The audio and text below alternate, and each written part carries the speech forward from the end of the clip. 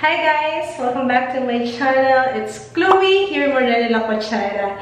So if you're new to my channel, don't forget to subscribe and click the bell button para ma-notify ka whenever I have a new video. So for today's vlog, ay ipapakita ko sa inyo how I clean this makeup sponge or yung foundation sponge or what do you call this one? Blender sponge. Ayan. Papakita ko sa inyo how I clean this through soap and water lang. So, without further ado, let's start.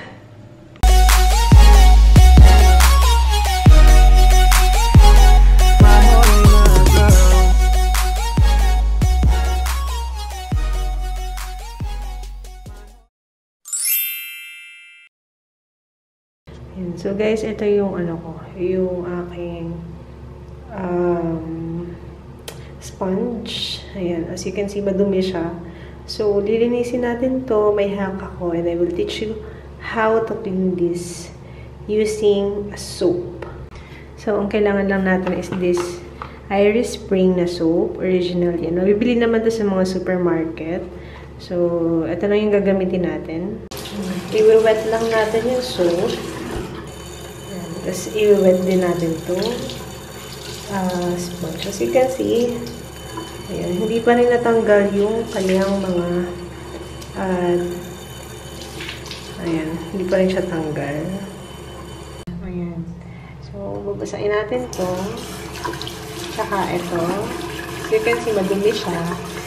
Hindi siya natatanggal ng basta water lang. Hindi siya natatanggal ng ganyan. So, nakita niyo ba, guys? Ayan. So, ang kailangan natin is itong soap na Irish Spring. Tapos ito, i-rub nyo siya.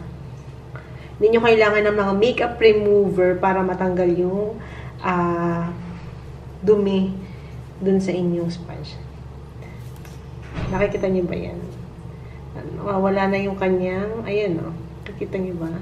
Hindi nyo kailangan ng makeup remover para lang matanggal siya. Ito lang yung katapat niya. Amazing, right? Ayan. Sobrang mura lang nito. Ito lang talaga yung hack para makapaglinis ng mga, you can see, oh, diba? Lahat ng mga makeup debris ay natatanggal. Mga foundations. Ayan. Tadan! Ay.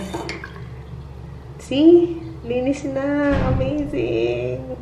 So, Irish Spring lang yan. Ito. Hindi niya na kailangan bumili ng kung ano-ano pang mga panglinis ng sponge. So, guys, ayun na nga. Nakita nyo how I clean my makeup sponge or yung sponge blender na ginagamit natin, mga babae, pag foundation tayo. Ayan. So, as you can see, sobrang mura lang niya, sobrang dali lang.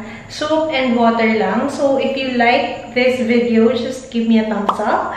And if you're not yet a subscriber, please click the subscribe button and the bell button para ma-notify ka whenever I have a new video. So, that's all for today's vlog. Thank you for watching. God bless. Bye!